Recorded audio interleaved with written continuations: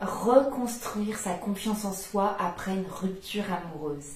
Bonjour à toutes et à tous et bienvenue sur ma chaîne Esther Valentin, votre coach spécialisé en vie sentimentale. Et aujourd'hui, comme je vous l'ai dit dans le titre de cette vidéo, on va parler de la reconstruction de sa confiance en soi après avoir vécu une rupture amoureuse. Parce que ce n'est plus ni moins le premier travail à faire. C'est la première chose qui va se présenter à nous après une rupture. La première chose, ce serait déjà gérer l'information. Vraiment, dans l'immédiat. Mais la première chose, la première responsabilité qu'on se doit à soi-même, finalement, ça va être de récupérer cette confiance en soi qui vient d'être profondément bouleversée, voire même malmenée. Déjà, je voulais vous redire que dans la barre de description de cette vidéo, je vous ai mis un petit e-book sur la reconstruction et la rupture amoureuse. Donc, n'hésitez pas à le télécharger, il est gratuit, il est juste en dessous. Mais revenons-en à nos moutons. Donc quand je vous dis que c'est le premier travail à faire de reconstruire sa confiance en soi après une rupture amoureuse, ça ne va pas se faire en un clic, mais ça peut se faire plus rapidement que vous le croyez si vous mettez en place les bonnes choses. Il faut comprendre que sans confiance en soi, ou sans estime de soi, de valeur qu'on se donne finalement, sans croire à soi-même, on va finalement complètement se sous-évaluer, se sous-estimer, et on va déséquilibrer quelconque relation. Donc on ne peut pas repartir dans une relation, ce processus de fuite après avoir été quitté, à aller dans une nouvelle relation, ne va pas reconstruire notre confiance, elle la reconstruira, mais pas sur des bases profondes et dont vous serez fiers. On va quand même essayer de fuir d'une manière ou d'une autre. Et moi je suis là pour vous rappeler que ne fuyons pas. Il y a quelque chose dans la vie qu'on ne peut pas fuir, et c'est ce bouleversement émotionnel, et c'est cette confiance en soi qui vient d'en prendre un coup, et c'est que le travail nous appartient, et que quand il nous aura appartenu et quand on l'aura fait, on va avoir une confiance en soi en béton. Donc oui, elle va être fluctuante au cours des événements de vie, mais quand vous savez qu'elle est en vous, que vous avez mis en œuvre des choses pour la reconstruire, vous saurez toute votre vie que vous pourrez compter sur vous. Donc, dans tous les cas, comment on fait? Comment on fait pour reconstruire cette fameuse confiance en soi si nécessaire? Eh bien, du temps. Toujours, il y aura toujours besoin d'un peu de temps. Comme je vous l'ai dit, ça ne sera pas en un claquement de doigts. Mais il y a des actions également à faire. Quand je vous parle d'actions, la première, ça va être tout simplement de se faire entourer. Et quand je dis se faire entourer, ça va être des proches. Les proches égale amour. Les proches ne sont pas là par magie. Les proches vous aiment, donc que ce soit de la famille, que ce soit des amis, des gens avec qui vous sentez bien. Sachez reconnaître tout l'amour que ces gens vous portent. Sachez reconnaître qu'ils ne sont pas là parce qu'ils ont vu la lumière. Ils sont là parce qu'ils ont envie d'entretenir la relation avec vous.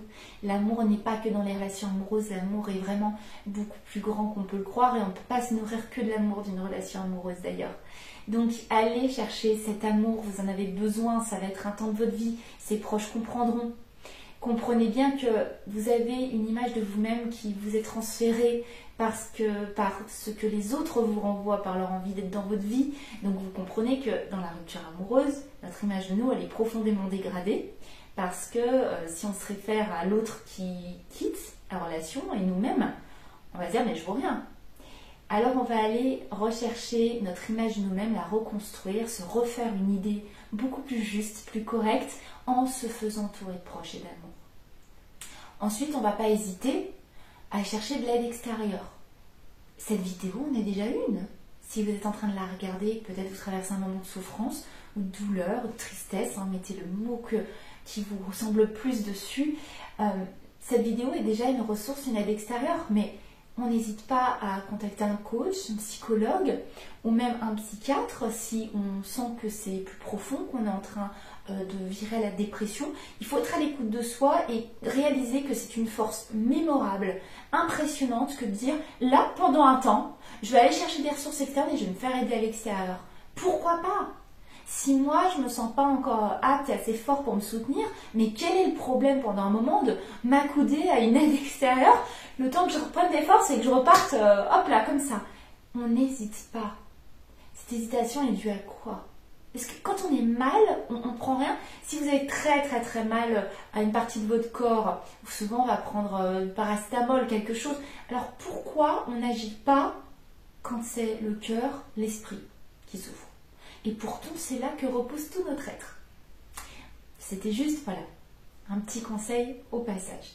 Mais pour reprendre de la force, on n'hésite pas pendant un temps, parce que ça sera ponctuel, il faut le réaliser, à aller chercher de l'aide. Ça demande beaucoup de force mentale que de dire, je vais prendre de l'aide pendant un temps. Cette aide, ça va être un nouvel acquis, et ensuite c'est moi qui l'aurai. Je n'en aurai pas besoin toujours, parce qu'après ça ne va pas partenir pour toujours. Ensuite, ça va être des nouvelles rencontres. Je vous ai dit de vous entourer de proches, ça c'est l'amour qui est déjà présent, mais on ne va pas hésiter non plus à aller vraiment à la rencontre de beaucoup d'êtres humains, parmi des activités, parmi plein de choses, hein, parce que les nouvelles rencontres, en fait, ça génère tout simplement des nouvelles émotions, bonnes ou mauvaises, mais des émotions quand même. Les nouvelles émotions plus le retour que ça va vous faire naturellement sur votre image. Ça va être un retour plus ouvert. Vous allez avoir des personnes qui ne vous connaissez pas et vous commencez à discuter avec eux et ils vont s'attarder sur la discussion, puis vous allez peut-être avoir envie de vous revoir ou vous allez vous reprogrammer quelque chose ou simplement une personne qui vous renvoie un sourire, juste ça. Votre cerveau, vos yeux sont en train d'enregistrer le message. Vous êtes en train de sortir de l'image que vous vous êtes construite de vous à cause de cette rupture, avec juste un événement de vie, avec juste une personne qui a décidé, enfin, vous avez décidé de faire de cette unique personne l'image que vous avez de vous, du comportement de cette personne et de comment elle se comporte avec vous, vous avez décidé d'en faire cette image de vous. Alors non, on va s'ouvrir au reste du monde. Il y a des milliards d'êtres humains sur Terre. Votre image de vous ne peut pas être faite sur ce qu'une personne a décidé vis-à-vis de vous. Pas une seule, c'est pas possible. Donc on va à l'encontre de toutes ces nouvelles personnes, ça va nous renvoyer quelque chose de nous-mêmes. Ça va nous renvoyer ce qu'on dégage, ça va nous renvoyer beaucoup d'informations. Ces nouvelles informations vont vous permettre de redorer votre image de vous-même, tout simplement. Ça va vous réouvrir un petit peu les yeux sur qui vous êtes et ce que vous dégagez réellement, finalement. Et non pas ce truc très faussé que vous vous êtes fait à la suite de cette rupture.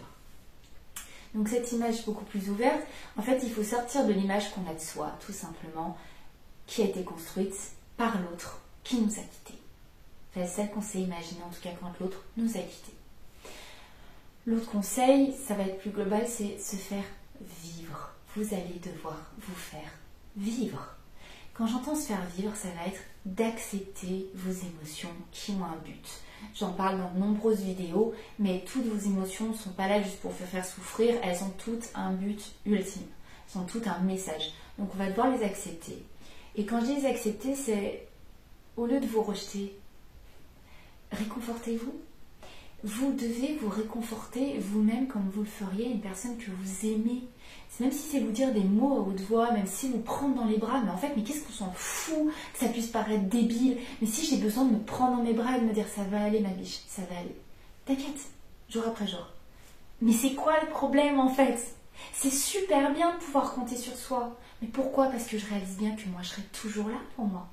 Et si dans ce moment dur je ne me suis pas lâchée, je comprendrai que toute ma vie, je ne me lâcherai pas. Et tous les bouleversements de vie, je me sentirai beaucoup plus forte pour les affronter. Donc on n'hésite pas, on y va, on se réconforte, on s'envoie des mots, des mots doux à soi-même, on se fait un câlin s'il le faut. Et oui, c'est conseillé par de nombreux spécialistes, il n'y a aucun problème avec ça. Le plus dur, c'est d'essayer de s'ignorer finalement et d'attendre que ça passe. On s'ignore soi-même. C'est pas comme ça qu'on va repartir avec une bonne confiance en soi. Donc, on ne va pas hésiter, comme je vous le dis, on accède ses émotions, on se réconforte. Oui, vous serez absolument toujours là pour vous-même. Vous ne vous abandonnerez jamais. Quand je vous dis de vous faire vivre, ça va être aussi de vous forcer, entre guillemets, forcez-vous à aller vers ce que vous aimez, même si pendant un temps, vous n'allez pas ressentir le positif de ces choses que vous aimez en temps normal ou vous auriez aimé essayer. Pourquoi? Parce que pendant un temps, nos émotions, elles sont occupées autre chose. Mais on ne va pas attendre que ces émotions se rabaissent pour aller chercher à nous forcer à revivre. On va aller chercher la vie et ce qui nous fait ressentir qu'on aime les choses pour que ça se régénère en nous. Voilà le sens des choses. Je n'attends pas pour me faire revivre. Je vais vivre pour que ça passe mieux. Et ensuite, ça va être aussi de pousser votre zone de confort. Je ne le dirai jamais assez, mais votre zone de confort actuelle n'est pas suffisante pour adoucir vos émotions et vous aider à avancer plus vite dans le processus de deuil. Donc c'est le moment de repousser un petit peu, hein, on ne va pas le faire dans les extrêmes, on ne va pas se déstabiliser complètement non plus, mais on va repousser sa zone de confort. Donc quand je dis pousser votre zone de confort, c'est en mettant en place ce que vous n'avez peut-être jamais osé faire jusque-là ou repousser jusque-là.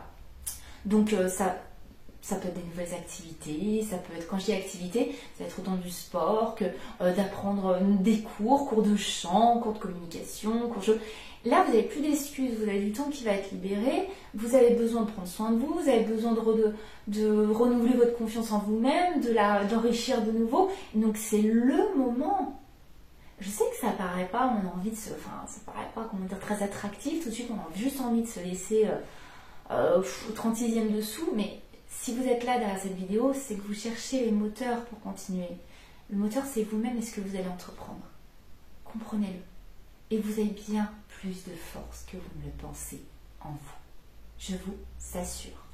Donc, se permettre d'aller tenter de nouvelles choses, même si là, on n'est pas super ouf à l'idée de le faire, ben, ça va vous permettre de développer votre confiance en vous-même. Plus de développer des sensations, d'avoir gagné. La sensation d'avoir gagné, je dis gagné entre guillemets, gagné quelque chose de cette rupture. Si je me suis bougé les fesses à faire quelque chose que je repoussais depuis des années suite à un gros bouleversement dans la vie, ma rupture n'a pas été inutile. C'est pas juste ça, j'ai perdu le temps de ma vie, je suis revenue à l'état initial, hop, je recontinue ma vie, puis je rentre dans une relation. J'ai eu cette vie de couple, j'ai eu cette relation, j'ai eu cette rupture qui m'a vraiment foutu un gros coup, mais ça m'a permis de me lancer là-dedans. Donc moi, je m'en tire comme ça par rapport à avant cette relation. Donc ma relation d'après, elle va être encore plus ouf.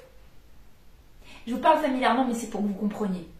Ça va être dingue parce que vous allez avoir gagné, vous n'êtes pas revenu à un état initial, vous en avez fait quelque chose de ce bouleversement. Et ça, c'est toute votre vie que vous allez le porter avec vous. Et c'est comme ça que vous allez avoir un regard sur vous beaucoup plus confiant. Et c'est comme ça qu'on gagne en confiance en soi, tout simplement. Donc, comprenez que la rupture blesse notre ego. On a un ego. On a besoin. Il nous protège. Mais la rupture le blesse. Et donc, cet ego blessé, il n'a qu'une demande. C'est d'être réparé pour juste repartir beaucoup plus puissant. Beaucoup plus puissant encore. Vous allez vraiment vous surprendre, croyez-moi. Mais vous allez vous surprendre juste en osant une toute petite chose pour commencer. Cette petite chose, aujourd'hui, vous pouvez vous en remercier. C'est peut-être juste d'avoir écouté ça, d'avoir laissé les mots vous pénétrer, intégrer votre esprit. C'est déjà quelque chose. Et si j'ai pu participer à ça, eh bien, écoutez, j'en suis très fière et je vous en remercie. Donc j'espère vraiment que cette vidéo vous a plu. Si c'est le cas, n'hésitez pas à la liker. Dans tous les cas, vous savez très bien que moi de mon côté, je ne vous lâche pas et je vous retrouve très très vite pour une prochaine vidéo. Bye bye.